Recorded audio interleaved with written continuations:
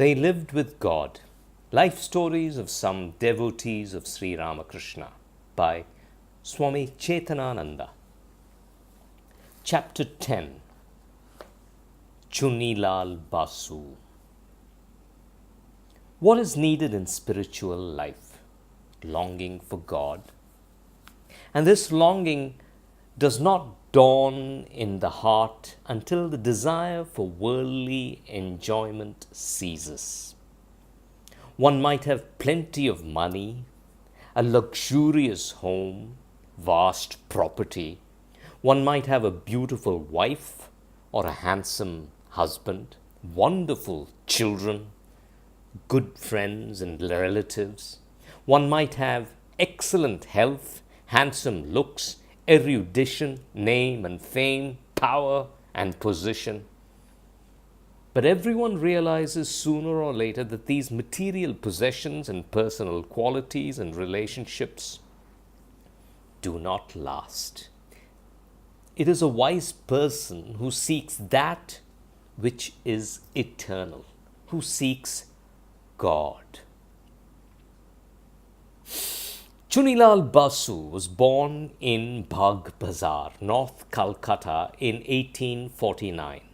After completing school at the age of 22, he secured a job at the Calcutta Corporation. Chunilal had a wife and children, yet he still felt an emptiness within.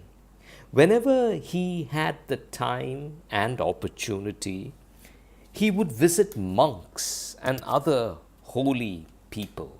Once in a while, he would sit on the bank of the Ganges simply to enjoy the sacred river's pure and serene atmosphere. Chunilal was searching desperately for something or someone.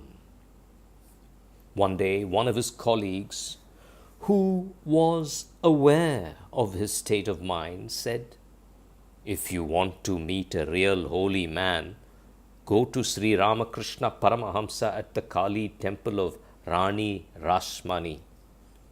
Then he told Chunilal that the temple garden of Dakshineshwar was on the banks of the Ganges and that one could go there by boat from Calcutta. A couple of weeks later, on a Sunday afternoon, probably in March 1881, Chunilal left for Dakshineshwar by boat. Anxious about journeying to an unknown place, he landed at the Dakshineshwar Ghat and wandered around until he met a brahmachari in a cottage who asked him, "What do you want? Medicine?" "No, I have come to see the Paramahamsa," replied Chunilal. The brahmachari pointed to a room and said, "There is a Paramahamsa in that corner room." Chunilal went to the door of the northern veranda and saw someone alone in the room. Entering, he saluted the master, Sri Ramakrishna, asked, "Why are you here?" "I have come to see you," answered Chunilal. The master asked him to sit on a bench to the north of his cot. Then he began to get acquainted with Chunilal, asking him many questions, treating him as his own. On that day, Sri Ramakrishna did not talk about devotion or renunciation. The master simply gave Chunilal a piece of rock candy as prasad when he was ready to return to Calcutta. Under the grip of a restless mind, Chunilal decided to visit the holy cities of Varanasi, Vrindavan, Haridwar. Also, he wanted to live for some time in Rishikesh, a place for hermits in the Himalayas. One of Chunilal's friends, who was familiar with those places, expressed a desire to join him. Taking his March salary and 200 rupees from home, Chunilal submitted an application for a 1 month leave from his job and left Calcutta without telling anyone. Chunilal and his friend traveled for nearly 2 weeks, visiting several places on the way. But Chunilal found the aimless wanderings not to his liking, so he left his friend and went to Rishikesh.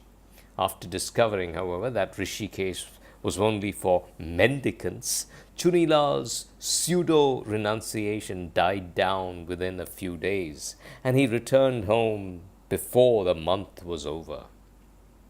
When Chunilal reported back to his office, the superintendent informed him that he had been discharged for leaving work without permission.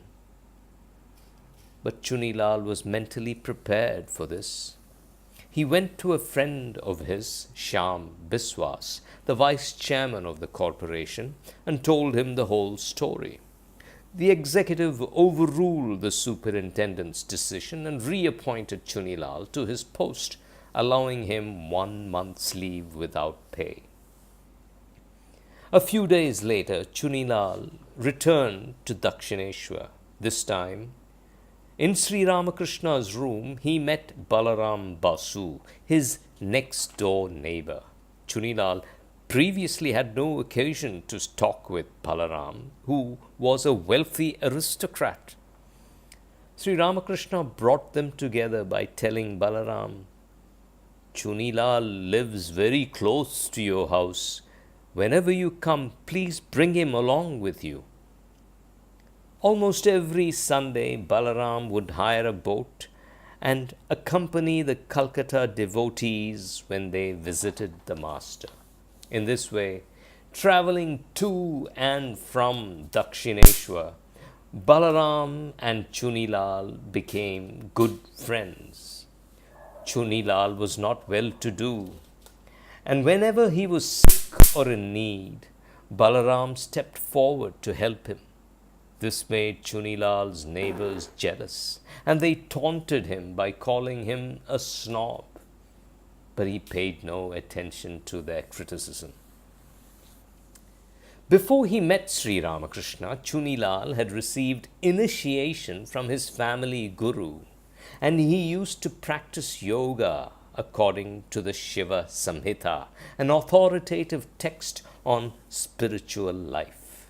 He continued his sadhana, yoga disciplines, eating vegetarian food and secretly practicing pranayama in a secluded place, even after meeting the master. Chunilal did not realize that it was a dangerous practice to practice pranayama without the help of a guru. And gradually he developed various kinds of physical ailments, including asthma, which prevented him from visiting the master for some time. One day, when he felt a little better, Chunilal went to Dakshineshwar alone. No one else was in the master's room. And seeing him, Sri Ramakrishna said immediately, "Why do you practice all those things? You are a householder. The yoga sadhana is not for you. Have faith and love for God. When you return home, please take 3 doses of medicine from Brahmachari Gopal and never again practice pranayama."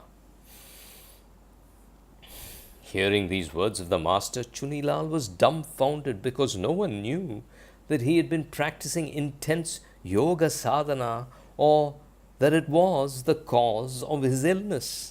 Later, he was even more amazed when he recovered from the ailment after taking the 3 doses of medicine. From then on, Chunilal had complete faith in the master as an avatar. Chunilal was eager to serve the master, but his poverty was an obstacle. Seeing his mental agony, Sri Ramakrishna said to him, "My hand becomes paralyzed if I touch anything metallic. Why don't you buy a regular glass for me?" Delighted, Chunilal bought him one. According to Orthodox Hinduism, a non-Brahmin should not utter the pranava mantra, Om unless he is initiated.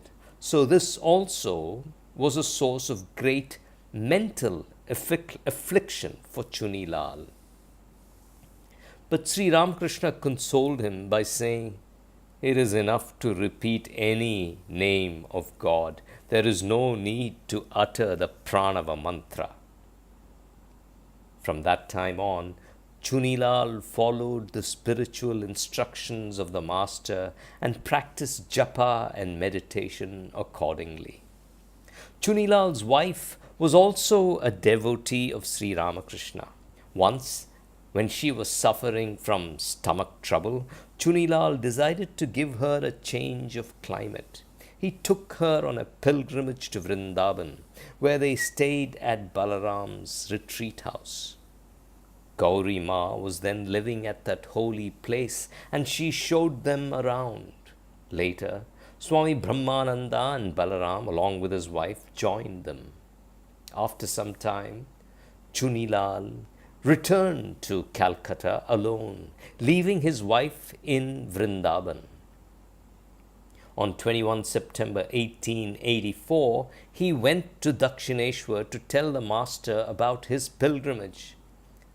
There are many entries in the Gospel of Sri Ramakrishna regarding Chunilal's visit to the Master.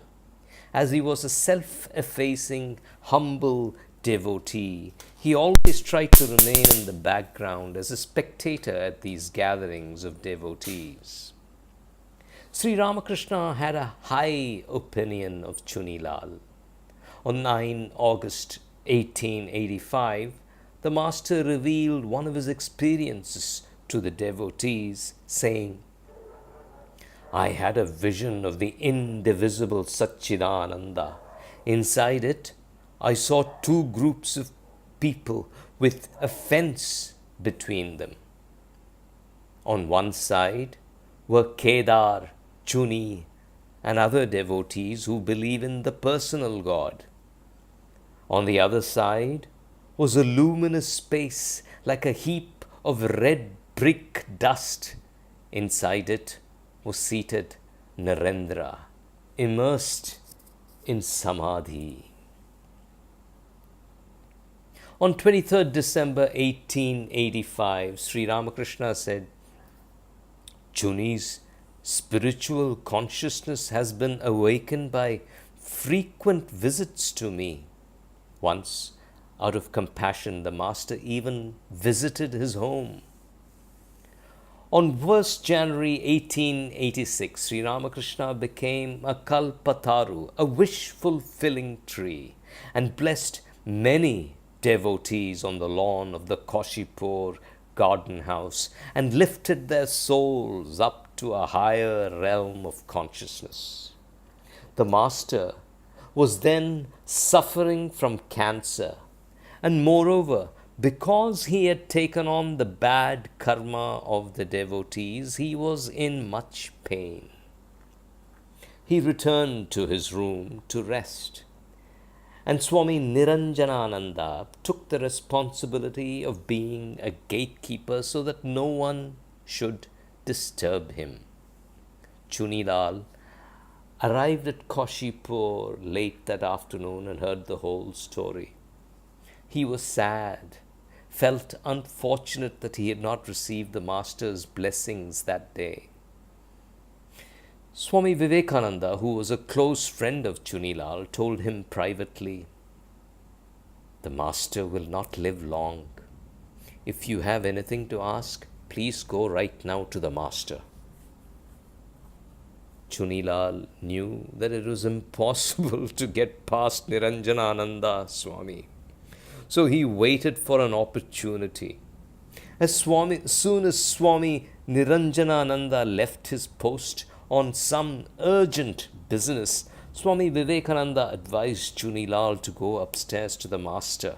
Seeing Chunilal, Sri Ramakrishna asked, "What do you want?" Chunilal could not say a single word. Then the Master said, "Have love, have faith in this place," pointing to his body. you will also achieve everything. Excited, Chunilal went downstairs and related the Master's words to Swami Vivekananda, who said, "Wonderful! You have nothing more to fear or worry about." Those few words of the Master became the mainstay of Chunilal's life. After Sri Ramakrishna passed away, Chunilal kept in close contact with the disciples of Sri Ramakrishna.